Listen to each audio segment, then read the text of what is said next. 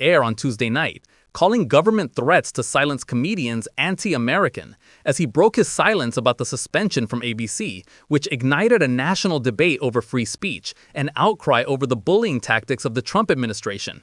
This show is not important, Kimmel said during his first monologue since Disney, which owns ABC, suspended his late-night show from the network last week under pressure from Trump officials over his comments on the shooting of right-wing activist Charlie Kirk.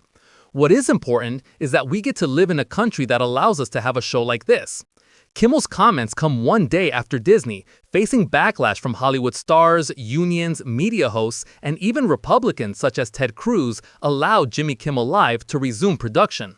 The company had indefinitely suspended the show after right-wing outcry over Kimmel's 15 September monologue, in which he said that the MAGA gang is desperately trying to characterize this kid who murdered Charlie Kirk as anything other than one of them, and doing everything they can to score political points from it.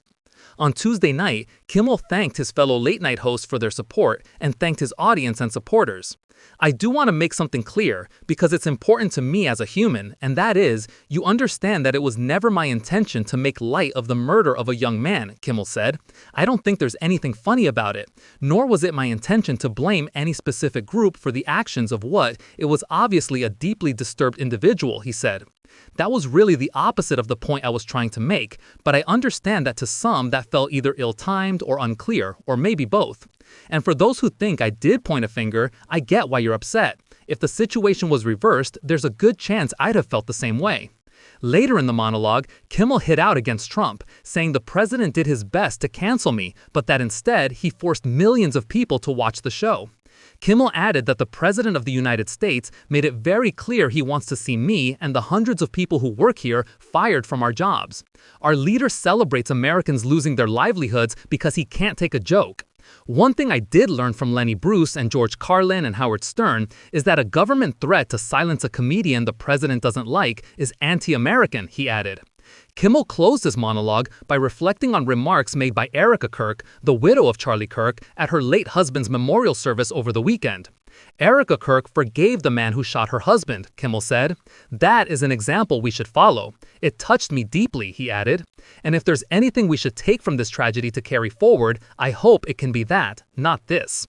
Kimmel's comments on the shooting of Kirk anger Trump supporters and officials who have vowed to avenge the death of the conservative activist.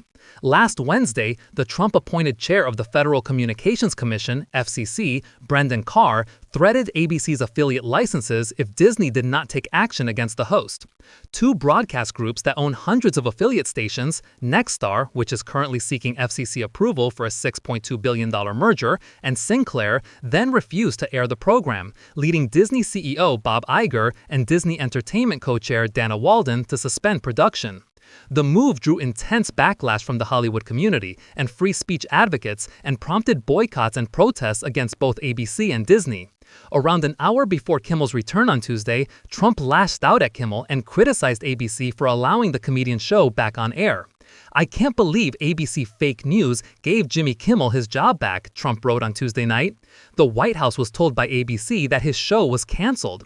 Something happened between then and now because his audience is gone, and his talent was never there. I think we're going to test ABC out on this, Trump added. Let's see how we do. Last time I went after them, they gave me $16 million. This one sounds even more lucrative, Trump said, seemingly referring to the settlement he reached with ABC News last year in a defamation lawsuit Trump filed against the network. On Monday, hours before Disney announced Kimmel's return, the American Civil Liberties Union, ACLU, released an open letter signed by over 400 Hollywood stars condemning Disney's decision as a dark moment for freedom of speech in our nation. Signees included Jennifer Aniston, Meryl Streep, Tom Hanks, Ben Affleck, and Robert De Niro.